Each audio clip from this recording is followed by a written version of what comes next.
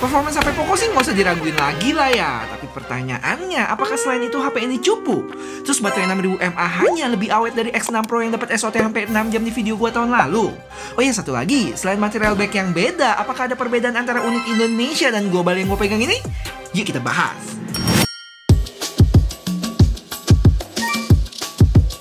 Good morning guys, kali ini kita sehari bersama lagi sama HP yang banyak dicari.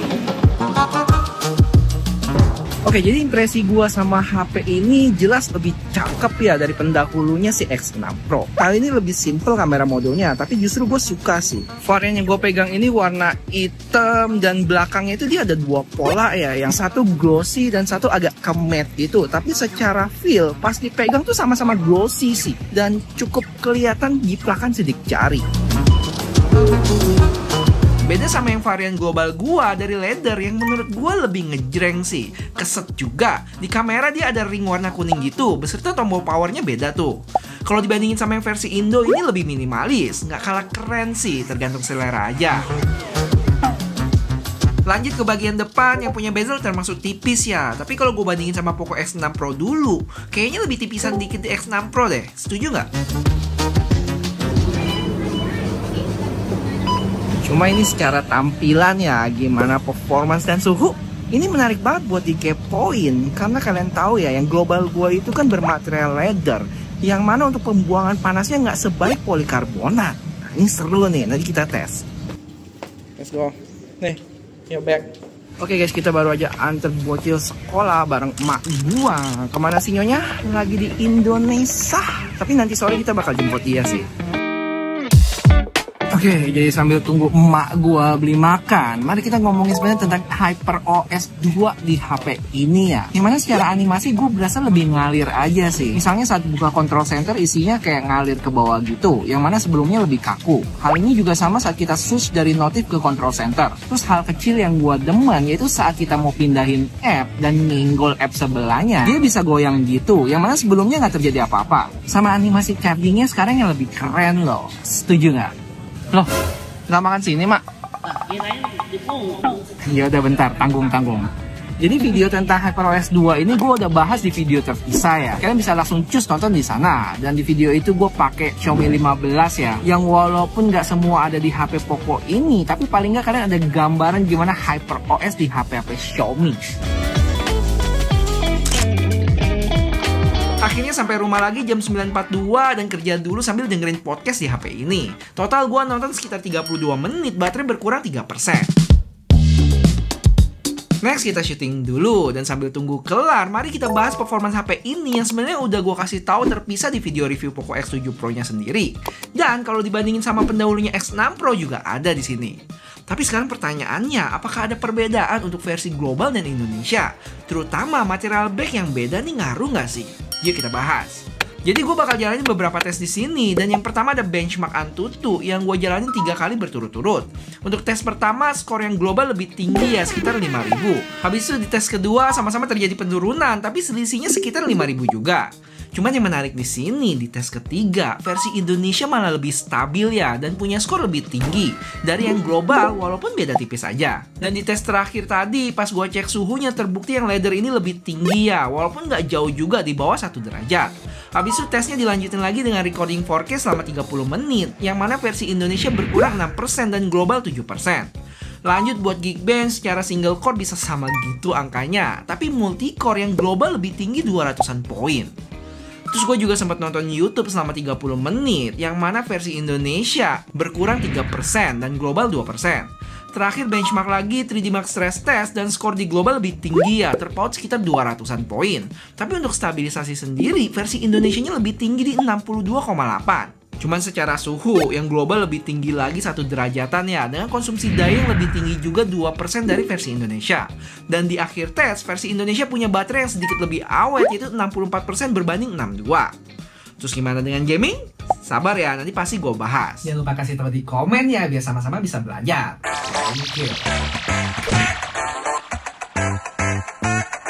Oke guys, kita mau jemput si bocil dulu dan update dulu ya. Sekarang jam 12.32 dan baterai ada di 88% ya. Tadi sempat tiktokan juga hampir setengah jam, baterai berkurang 1-2%, 2%.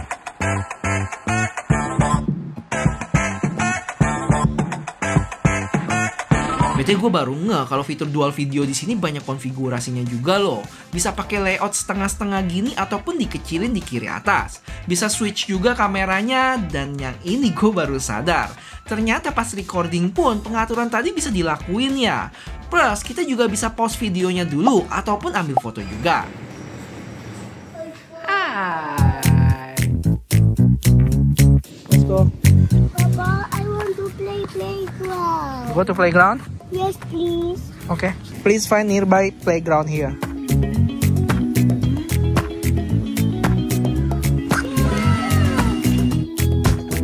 Dan satu yang gue demen adalah untuk zoom kontrolnya dia itu udah fleksibel ya, bisa langsung loncat gini atau mau di slide juga bisa, yang mana maksimal zoomnya dia bisa sampai 6 kali. Oke guys, kita ngasok dulu bentar. Jadi buat spesifikasi HP ini sebenarnya gue udah sebutin di beberapa video ini ya. Jadi nggak perlu lah disebutin satu-satu lagi. Paling beberapa yang perlu gue highlight, diantaranya pakai chipset MediaTek 8400 Ultra, RAM LPDDR5X 12GB, storage UFS 4.0, baterai 6000 mAh dengan charging 90 watt, habis itu IP68 dan lain sebagainya.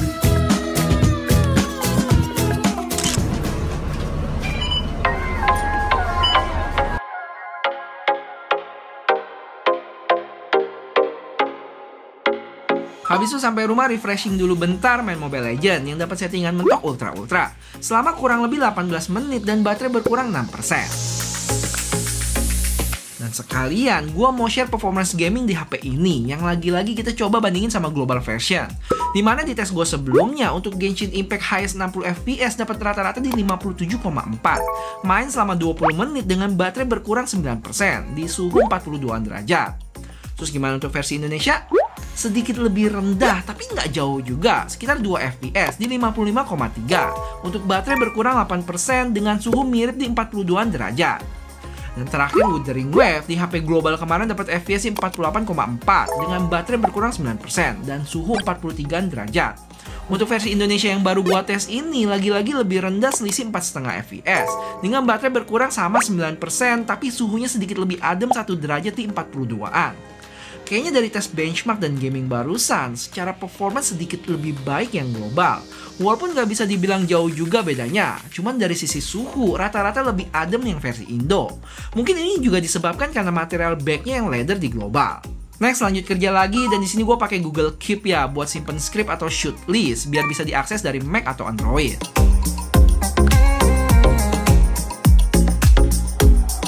Oke, uploading.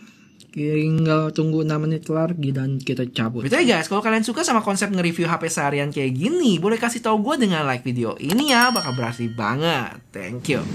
Halo guys, sekarang kita keluar lagi mau jemput si emak di airport dan update dulu sekarang jam 3:17, baterai ada di 67% ya. Oke guys, buat kalian yang kepo AOD-nya bisa always atau cuma 10 detik, jawabannya cuman bisa 10 detik aja ya guys ya. Nggak ada pilihan always nih. Punya foto tapi kepotong dikit gini? No worry, tinggal pakai fitur AI expansion ini yang bisa generate gambar di sekelilingnya. Tuh lihat, sendal bocil bisa otomatis ke-generate gitu. Terus kalau kurang suka bisa generate lagi sampai dapat hasil yang diinginkan. Wah, yang ini keren ya, lebih nyambung hasil generate di sekitarnya.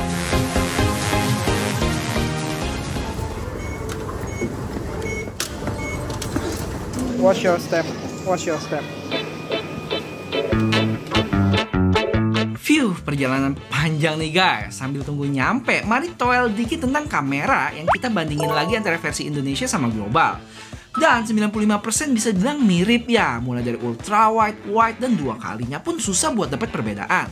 Selfie-nya juga mirip kalau kalian lihat di sini. Terus nggak cuma foto, tapi videonya juga sama ya, mulai dari kamera depan sampai belakang. Terus 5%-nya lagi di mana bang? Menariknya, di beberapa foto ultra wide, gue ketemu untuk versi Indonesianya agak keijauan loh. Ada sekitar 2 foto nih yang gue ketemu.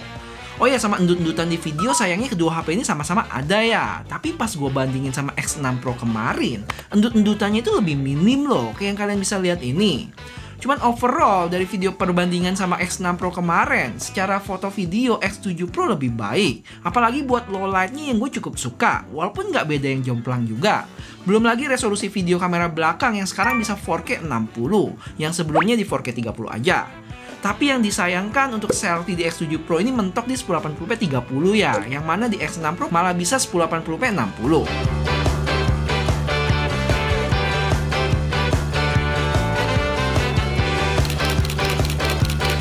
Oke, ready? 1, 2. Lagi foto gini ada manusia lain di dalam frame?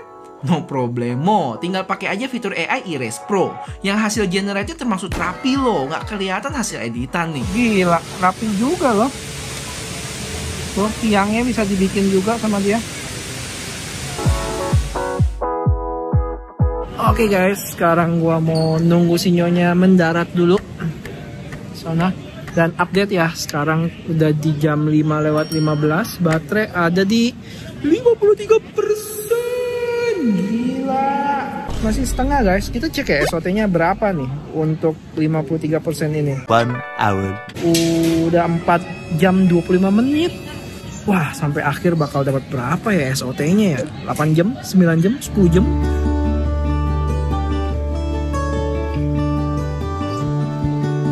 Tuh, go.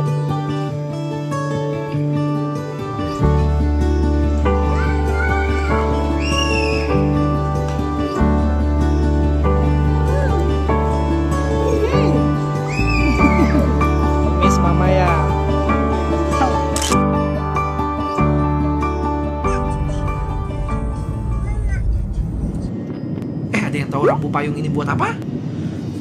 Unik juga ya. Dan setelah gua googling, ternyata ini rambu-rambu buat motor yang kasih tahu misalnya 300 meter di depan mereka bisa berteduh di bawah jembatan gitu kalau misalnya hujan. Nah, itu dia udah dikasih tempatnya sendiri. Oke guys, jadi kita baru nyampe rumah, terus mau keluar lagi makan malam sekeluarga.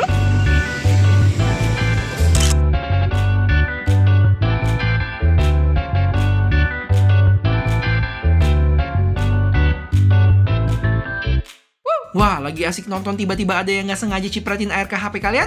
No problemo, tantangin aja suruh ciprat lebih banyak lagi. Masih kurang? Segini? Nggak masalah juga.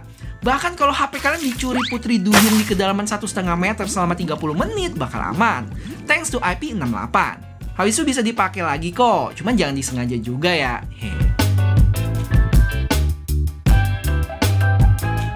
Oke guys, kenyang habis makan.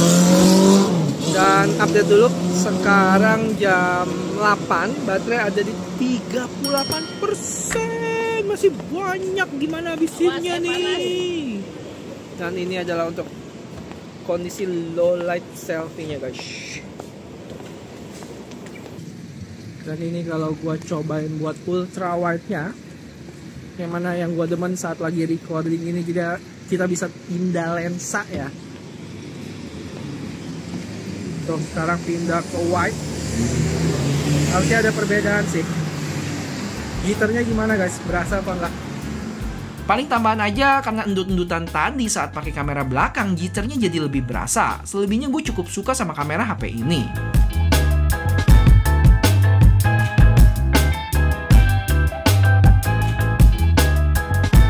Sampai rumah gue coba habisin baterainya dengan nonton YouTube, tapi... Oke guys, cukup kewalahan nih gue habisin baterainya. Sekarang udah jam 10, tadi udah sempat nonton YouTube lama. Baterai masih di 24% ya. Dan sepertinya mari kita habisi dengan ngegame saja. Akhirnya setelah hampir sejam nge-ML, baterai sekarang sisa 6%. Total berkurang 18% tadi. Dan kalian bisa tebak SOT-nya berapa? Cukup di luar prediksi BMKG nih, dapat di 8,5 jam. Wih, tinggi banget. Dengan pemakaian paling lama di YouTube selama 2,5 jam lebih. Terus IG 1,5 jam, ngegame Mobile Legends sejam, dan penggunaan kamera juga termasuk lama loh, di 52 menit. Wah, masih nggak nyangka gua. Keren deh Poco X7 Pro ini. Oke, kesimpulannya, Poco X7 Pro ini masih membawa DNA HP-HP Poco yang mana punya performance maksimal dengan harga yang worth it ya. Terus dari sisi kamera, untuk HP performance menurut gue udah cukup baik ya. Dynamic range bagus, dengan stabilisasi termasuk mulus. Kecuali endut-endutan tadi tuh. Cuman overall dibikin buat konten ngevlog gini masih oke. Foto-fotonya juga gue suka. Kalau buat baterai dari SOT tadi luar biasa hasilnya. Plus, sekarang HP Poco naik level yang udah mulai hadirin fitur-fitur AI tadi. Sama buat productivity kayak AI Notes, Recorder, Subtitle, dan Interpreter juga ada. BTW buat harga sampai video ini dibuat gue juga kurang tahu ya. Tapi tebakan gue pastinya nggak bakal jauh-jauh dari Poco X6 Pro tahun lalu. Yaitu di 5 juta untuk varian 512. Kalaupun naik sekitar 500.000 gitu, gue rasa masih cakep sih harganya. Dan terakhir, kalau ditanya mending X6 Pro yang udah turun harga atau Poco X7 Pro, sebenarnya gue udah jawab juga di video ini ya. Lagi-lagi kalian bisa kepoin ke sana. Tapi sekarang, kalau pertanyaannya kalian udah punya Poco X6 Pro, apakah harus upgrade ke X7 Pro? Ada beberapa hal yang mesti kalian pertimbangin sih. Yang pertama, sampai sejauh ini kalian masih ngerasa desain X6 Pro kurang nggak tuh? Atau udah bisa nerima? Terus penambahan fitur-fitur AI yang ada di Poco X7 Pro ini bakal kepake nggak sama kalian? Sama dari sisi IP rating yang sekarang udah bisa celup-celup di IP68 dibanding ciprat-ciprat di IP54. Kalau buat baterai, seperti yang kalian bisa lihat, lebih baik dibanding X6 Pro ya. Sedangkan buat performance dan kamera, dari X6 ke X7 menurut gua ada peningkatan. Tapi bukan yang signifikan juga. Cuma kalau ceritanya HP kalian sekarang udah tua, misalnya di atas 2 tahun lebih, peningkatannya bakal berasa. Udah sih, itu aja pertimbangannya. Upgrade atau enggak, balik lagi ke kalian, oke?